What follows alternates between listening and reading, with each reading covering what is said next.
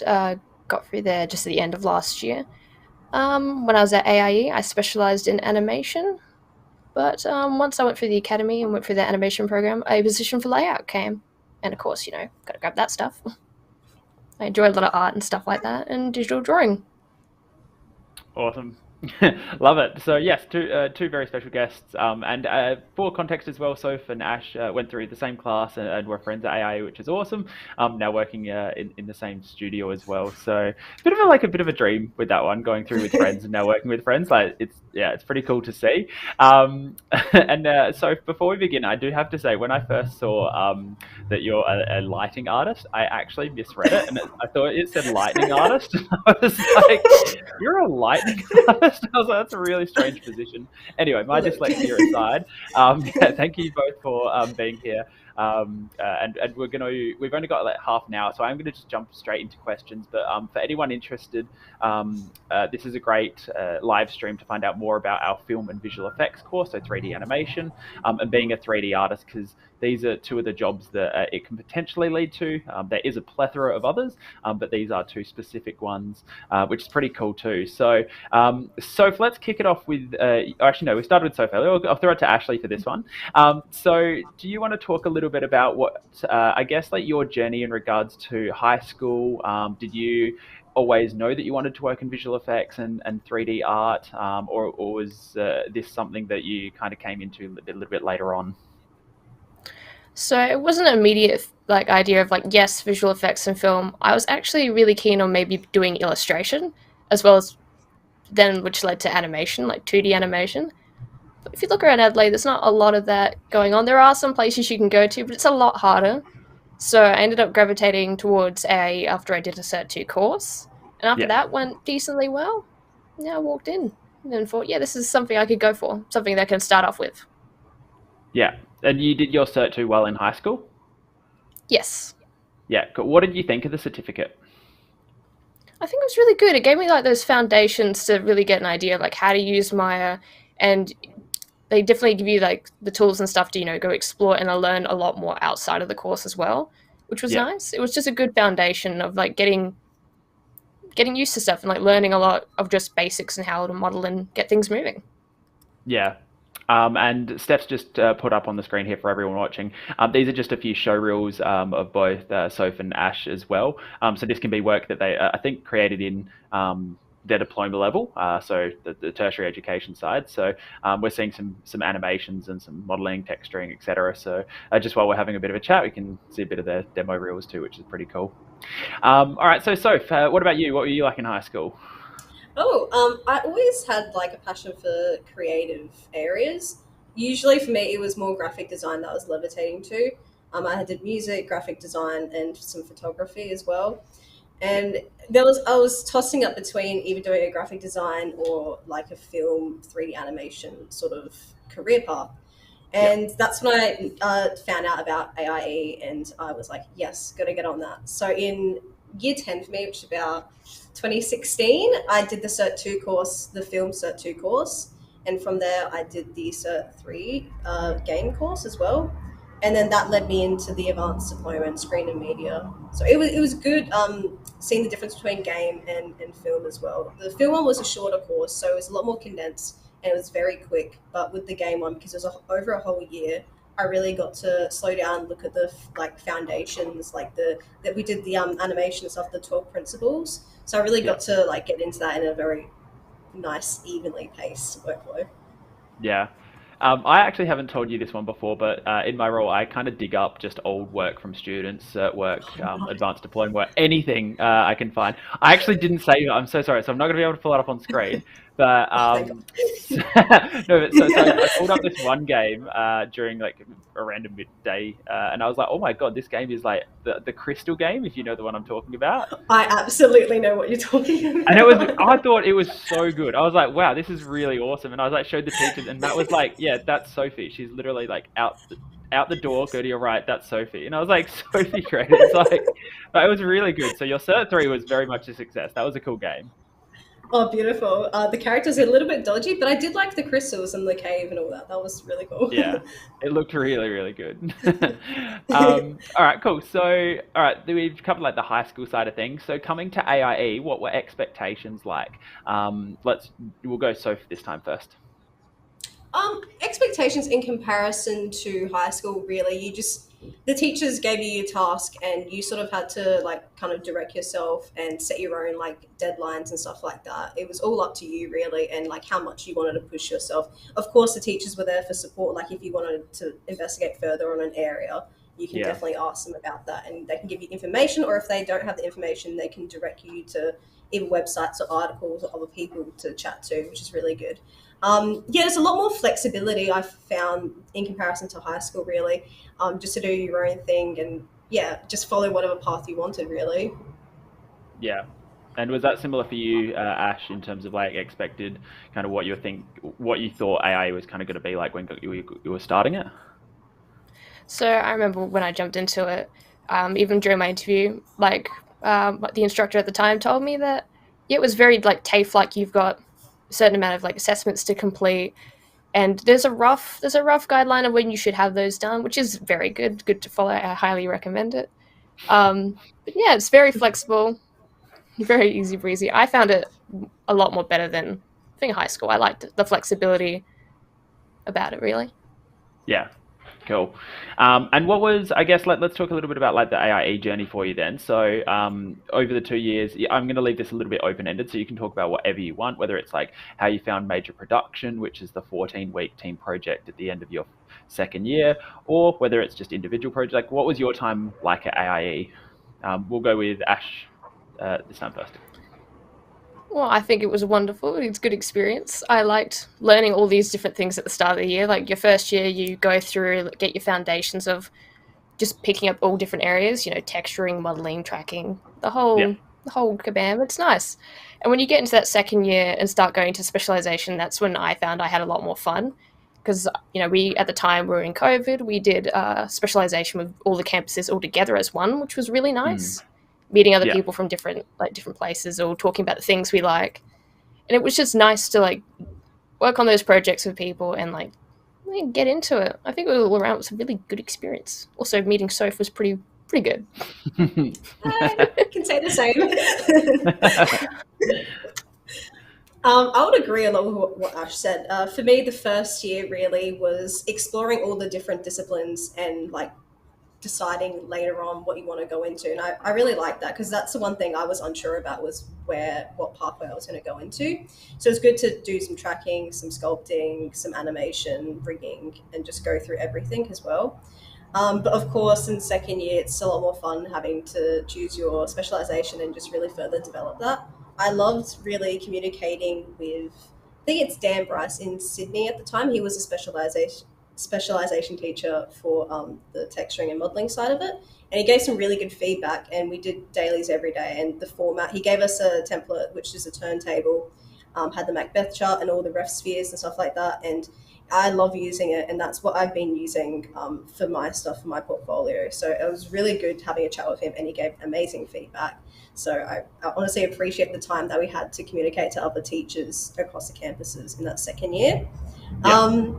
But yeah, of end of year, what I liked about the end of year project is because in Adelaide, how we did it, we had 3 projects that we pitched basically, and you could go between the projects. So if I want to do texturing, so I jumped on another project as well. So I had my main one and another project that I jumped on to help with. So just really just adding more stuff for your show reel at the end of the year, to be honest, which I loved. Yeah.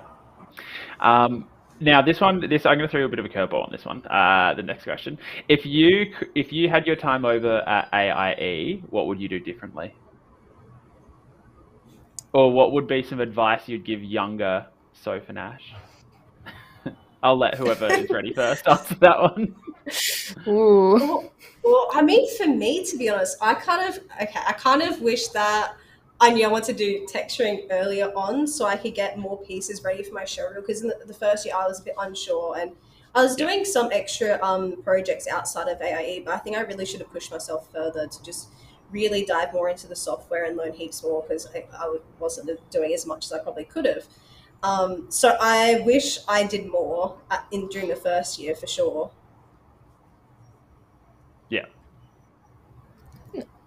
Now, I particularly found that when I was thinking about it, what I would tell my younger self would be, again, just I had a job at the time, so I wish I just gave myself that little bit more extra time to actually just sit down and work on my portfolio, build those extra couple of pieces, and maybe just, had more time to really like laser focus and do those little side projects outside of just, the main coursework, where you get to push and like learn the things you think you really want to know.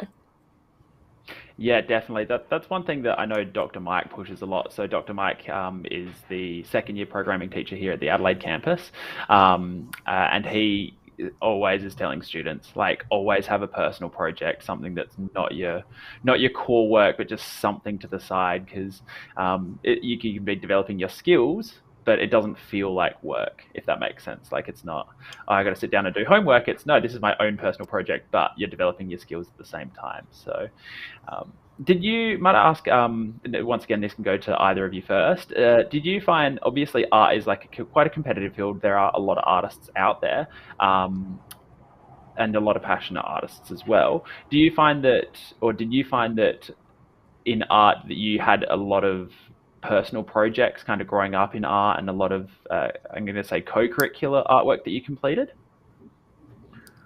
You mean in high school or just? Yeah, whenever, primary school, high school, even at AIE. Yeah, I would say, got heaps of little sketchbooks of things I've wanted to work on. It's always, the hardest part is always starting. I've got so many drafts of so many things, but actually sitting down and doing it, different story when it comes to that. And plus, your priorities and all that. But Yeah, it definitely, I think it's great because it prevents a lot of burnout and keeping things fresh and exciting. Yeah, Yeah, and I so kind of yourself? agree.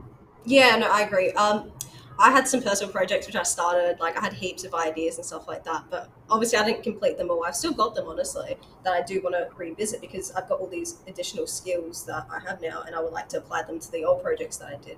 So yeah, I still had for AIE, I definitely had side projects that I worked on like outside of class. But in terms of high school, not really as much because I had a lot of other extracurricular stuff and I was working at the same time. So I was doing a lot of music outside of school as well as the cert courses as well. So I didn't have as much time to work on my own projects then. Yeah. Did you play an instrument? Absolutely. I played What did you play? and trumpet. Drums and trumpet. And I don't even know, there was 2 stage bands I was in. There was an orchestra I was in the morning. There was a small jazz as well. It was crazy. There was a percussion group as well and a rock band. So like it was crazy. There was like 5 or 4 different groups of music that I was part of. So it was there's a lot happening during the week for me. We totally should have had the intro to your to the live stream. So playing the drums. That would have been cool. I would watch that. I mean, I'd have to bring in the whole drum kit, which would be very difficult. I could bring in the trumpet. That would be fine. The trumpet would have been perfect. Yeah, right, Ash asked for some trumpet sometimes. Actually, that's one of the pieces that for my show reel, you see it. I have a trumpet. That's actually mine. Oh, yeah. So I basically just modeled my trumpet and like looked at all the scratches that I had on there and just copied it in a sense. Oh wow! So that's my trumpet. Even on like all the inside, all of that. Yeah, it tends to be on the inside. Yeah, it's a bit rougher on the inside there. It's beautiful. That's awesome. Ash, do you play any instruments? I do play guitar. I was in 2 bands in high school. Did a bit of lead, played it on a truck once. Very nice. But I have not touched that thing in so long. All right. So sometimes I pick it up if I'm feeling it. So when we do our next live stream, can we please have Soph and Ash doing the intro music to it? So like the next time you two are on. It'll be like an extra special. It'll be cool. All right, got a little bit sidetracked there. So that was your time at AIE. I guess what is one or a few pieces of advice that you'd give like a current VFX or even game artist, because game and film art are very similar. What would be a piece of advice that you would give them currently studying? I will go with Soph first, or whoever's ready to go can answer them. I would say it's really important, as much as you hate it. Build your LinkedIn profile. Get that online portfolio cooking. Talk to people. Go to networking events. Harass people. They're not as evil as they seem. They're very nice, and you'll find a lot of opportunities, and you might even get like professionals to have a look at your portfolio and grill you in the best way possible. I think it's really good to do that. Just talk to people, network. It sucks, but it's also really great all at once. Yeah. Yeah, that is. I agree with that because there was a couple of rookies event that we went to as well, where we got to meet some RSP students as well and just communicate that way, which is fantastic. And actually, like some of them are working at my studio right now, like our studio, which is amazing too. So you just see them everywhere now. For my sort of advice, show reels are pretty important, I would say. Your presentation, it comes a long way. And one of the things I liked out on my show reel was saying what softwares I use and also just a quick description, like a sentence or two, of what you actually did. If you were responsible for everything, if you're just responsible for one part, that's always really important. So the recruiters know what you actually did, because it can be confusing when you look at something that has no information. So that's one crucial piece. And of course, building that social media like presence and profile really helps out. So paying attention to the end of the year when you're building that LinkedIn profile, and then the second year as well. Yeah. So, yeah. No, two fantastic pieces of advice. I'd say networking is so strong. I've seen that now within just the games, the film, but also just any industry. Like really, to be honest, any industry, the networking side, and that is one of the nice and cool parts of AIE is like knowing the teachers.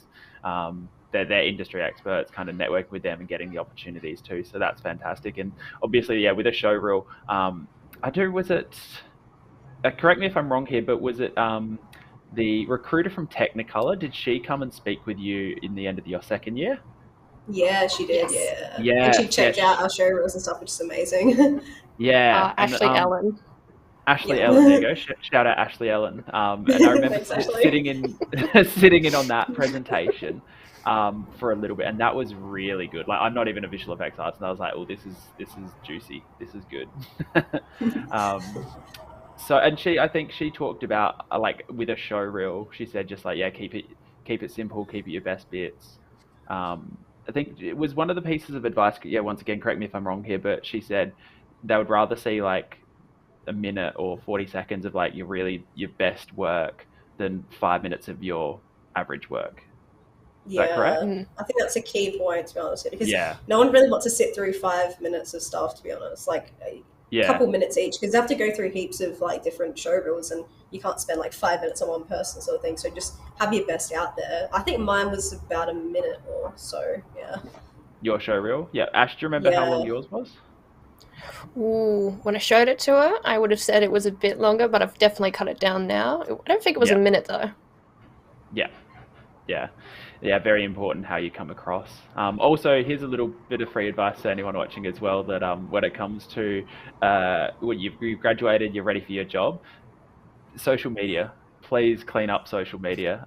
Like I've had to turn away resumes because the resume reads fantastically, but then I go to their social media page and they're either showing some stuff they shouldn't be showing, or said some stuff that they might not have shared.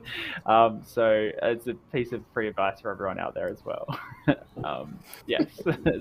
All right, cool. So that was the AIE experience. That was the education. Now let's talk about then, I guess, stepping into studio and where you're at now. So junior lighting artist, Soph, do you want to talk about that role, what you do, day-to-day tasks, and just kind of expand the audience? I'll do it day in the life of. I'll do a day in the life of, basically. So first thing I do when I come to the studio is check my renders from overnight, just to see how they progress, if they're done yet, because there might be issues and errors on the farm, so you have to investigate that further as well. Or if they're bad blades on the farm, you just change them over and just re-render it. I check my renders in the morning, and we usually do a slap comp and just chuck in the renders, and it should line up to the play, relatively speaking. And then we put it on shotgun, which is our way of reviewing all our work. And so we get the supervisor and your leads that have a look at what you put on shotgun and give you notes. We usually do a style frame to start off with, so the first, middle, last renders, especially in the early stages when you're doing lighting changes. So it doesn't like destroy the farm, you don't take over the farm, because it's just very early, quick turnarounds. And then from there, we do full frame range of the shot. That's what you see later on. But yeah, in the morning, I check my renders, do the slide comps, and once I put that online, I just continue working throughout the day with any notes that I have left over.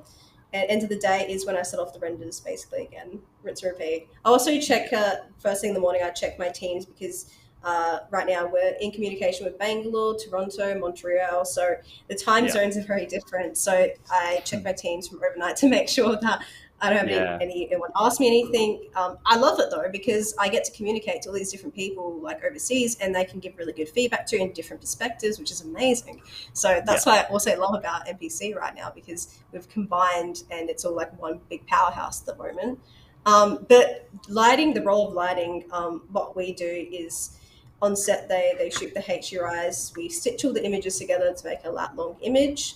From there, we do some general cleanup, remove any crew in the HUI, and extract lights. These lights we project in 3D software, so like Houdini, we project these textures of lights. And we do some color grade as well to make sure it matches the plate. And from there, that's a base light rig. And then we do shot lighting afterwards. We give the light rig to the other artists and then do shot lighting. And yeah, it just further progresses that way. Yeah. Now, in saying that, there were a fair few terms there, if you aren't an artist, that you might have been a little bit lost on. So hopefully everyone has a bit of it. No, that's okay. A bit of an understanding of art. But let's I guess, go through and break it down a little bit. Just, I guess, I'm going to say for the audience, but really it's actually kind of for me. So Shotgun is a piece of software that you use in the industry. What does Shotgun do? So could you explain the software and I guess what It's like a review tool. So for instance, dailies basically. So you just put in your work online and everyone can access it and have a look to see what you've done. You'll see animation play blasts on there, you'll see effects, you'll see comps, what else? Match anim, the plates and stuff like that. You'll see plates, you see the ref balls, any references the client's given, because you also get that as well. They might send a video, so they'll come on through your shot. And in Shotgun, you can see a whole sequence, you can see individual shots, you can also see the assets. I tend to look at the turntable of assets just to see how it's reflecting and if it's matching the plate and reference for lighting wise. So you get to see also individual assets and the texturing and look dev that they've done as well, which is very handy. I think that's about it. Yeah, cool. You've got it. And I'm going to stay on Sophie for a little bit, just while we're talking about being a lighting artist. So that's a bit of a breakdown of your day to day. What would you say, in terms of stepping into industry? It can be a bit scary sometimes because there are certain things that you just have to learn on the job, right? So how do you think that your study prepared you for your role now?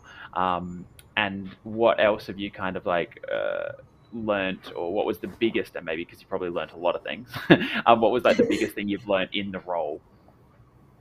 Because I wasn't initially looking at lighting during AIE, it was a massive change for me in terms of actually knowing what a lighting artist do, and all these HUI cleanups and extracting lights I never knew the process of. So once I learned that, I was really cool. But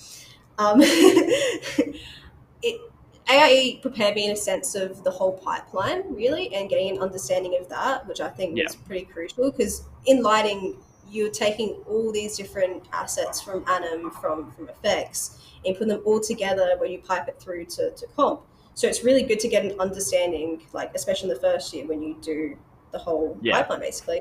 It's really good that you had that knowledge prior to it, so you actually understand what's going on in each department, because we do need to know what's happening to make things work smoothly. And answer your question. All right, cool. And Ash, so let's jump to layout artist now. Do you want to take us through a day in the life of Ash, day in the life of a layout artist, and what your kind of responsibilities are? So, when I rock up in the morning, definitely go through, check Teams, my emails, look on Shotgun to see if there's any updates, anything I've missed. But usually when I rock up, I usually get a nice little list of things, the shots I'm meant to be working on and what I'm ingesting. So usually for layout, like we do ingest a lot of tracking stuff from, like I'd say, a separate company outside, and sometimes we do tracking as well. But pretty much we bring that in, double check the tracking, make sure it's all clean, and once we've got all that camera data, that info, we update that on Shotgun. And again, doing a lot of just putting a lot of stuff out there, getting those comments back, and going through and like starting to add assets, start to build the scene, prep it for animators, get that, just so we can get that bit of that continuity going from shot to shot as well. Yeah. Apart from that, yes, it's so far like you can change from time to time things you can do. It's usually what's required at the time. Yeah. And what software do you use? Obviously, Shotgun you mentioned, but what other pieces of software do you use as a layout artist? So, of course, we use Maya, our lovely best friend. Sometimes we open 3D to grab some data, do a bit of tracking, and we still do a bit of Nuke to QC the tracking and like make sure it's all lining up, that the distortion and the assets we've been given is correct. Yeah. And as well as some in-house software. Yeah, cool. So far, as being a layout artist, what's been your favorite part to it? I think just getting through a lot of the I'd just say like just going through anything. Sorry, I can hear myself. It's tripping me up a little. Oh, the audio? Is that better? Yeah. Yeah, it's a bit better. Yeah. No, I just like going through Shotgun, like setting up those shots. And I have to say, first putting in rigs and setting up those shots, it can look a bit funny. It gives me a bit of a laugh, just setting something up and it looks very clunky, getting one object and moving it somewhere else in the most basic animation. It has its own beautiful... I don't know how to describe it. It's just lovely. All right, cool. And so both of you, as we've already talked about a little bit, but at MPC now working there, we can't unfortunately show some of the work that you've been working on, obviously, because of disclosure and privacy while they were still working on it. But does someone want to jump in and talk about what it's like working at MPC, maybe the culture or the people, the work? How have you found it? I think it's been lovely. Everyone's... Go, Ash. All right. Since I've only been there a short time, but everyone's been really welcoming. Whenever I've tripped up on anything, they've like come to my aid without a second thought. And honestly, just like the little things we do in the company have been nice. Just like everyone's really sweet, very nice, and there's like little events here and there that make it all beautiful, I think. Yeah. Absolutely so how have you found agree it? with Ash there. Yeah. I love the culture and the people. It's honestly the best thing ever. I remember my first week when I walked in, I was shocked because everyone was so nice. I was like, wow, like you can just talk to anyone. It's amazing. And I just love getting to know people. Like at the moment, the studio's growing like quite a bit, so it's kind of hard to keep track on who's new each week. But I always love finding out about people. The culture is amazing. We had sometimes a barbecue as well. We have monthlies where we just discuss as a whole studio the shows that we're working on, and it's a time to catch up and chat with other artists in the studio, which I love. It's great. It's very community feeling. It's amazing. Yeah. How many employees roughly at MPC at the moment? Oh, at the moment, this is a really good question because there's some working from home, so it's hard to tell. Oh, okay, yeah. Yeah, some of them are hiding right now. Yeah, do you reckon it's like 150, Ash? Yeah, I reckon it's 150 and growing. A lot of people. Yeah. I'm pretty sure there's a couple of new people next week also coming in as well. Oh, cool. Yeah, there's some new this week as well. It's hard to keep track on it. Yeah. Oh, it's good that it's a growing industry, so I think we're just going to see more and more people get hired, which is pretty cool. So what's the team size that you work in? Oh, Steph, hello.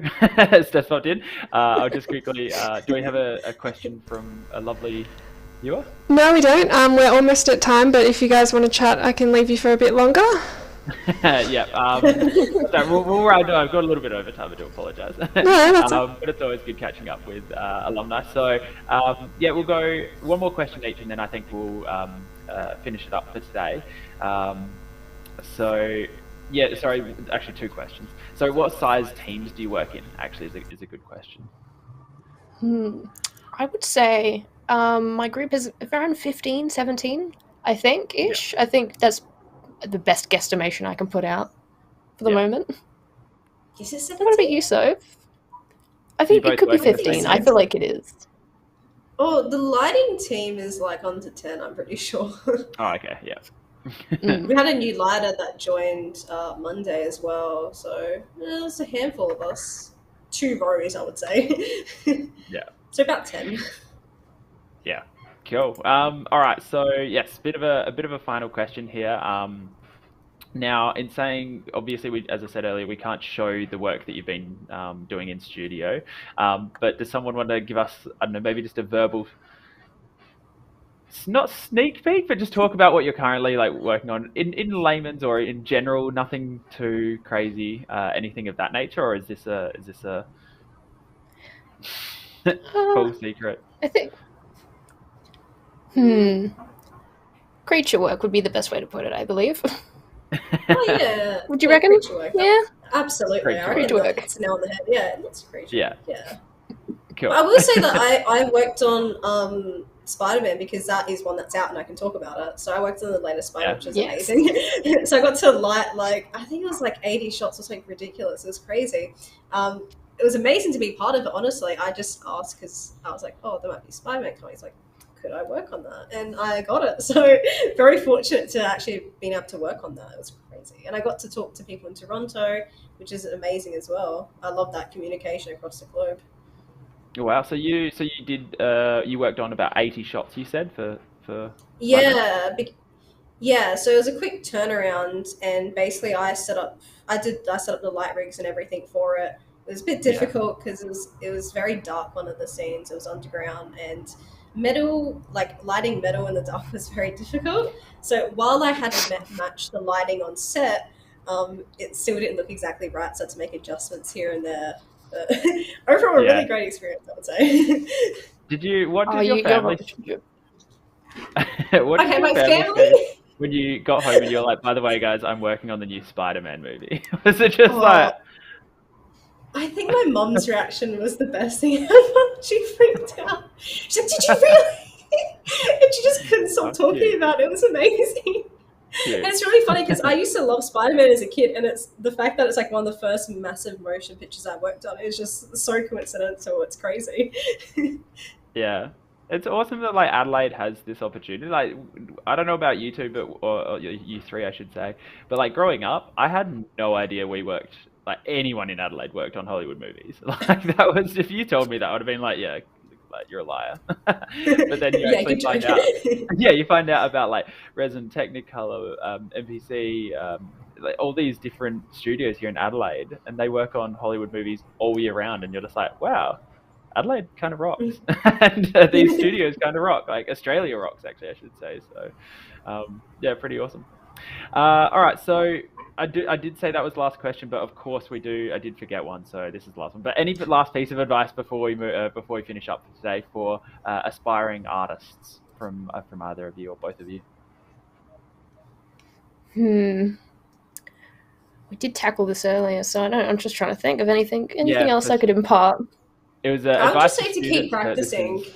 Yeah, keep practicing and keep doing work, because like that's what I did after AIE. I worked on another piece and I used Arnold instead of RenderMan, because in AIE I was using RenderMan. I thought I'm going to try and use Arnold, so I used that as a renderer. It was a good experience actually.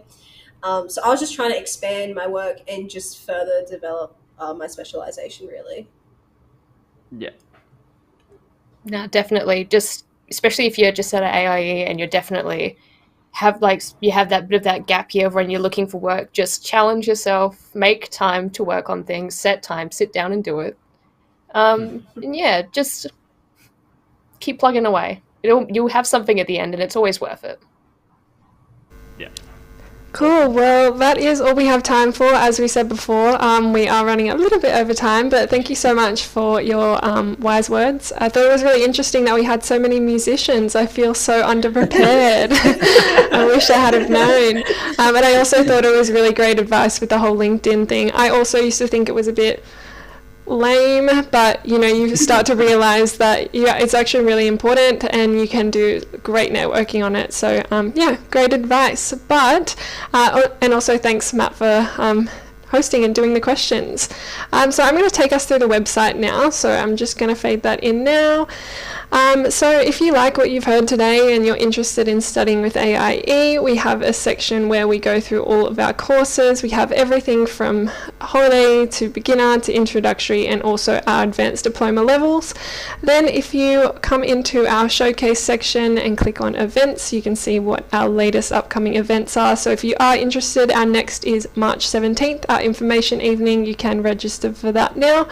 We also have our workshop tab, so if you are thinking about getting into the industry and you would love to hear from people who are currently working in it, then this is the perfect tab for you. You can filter by the area of interest, and you might actually hear from someone in a career that you are wanting to get into, so very helpful.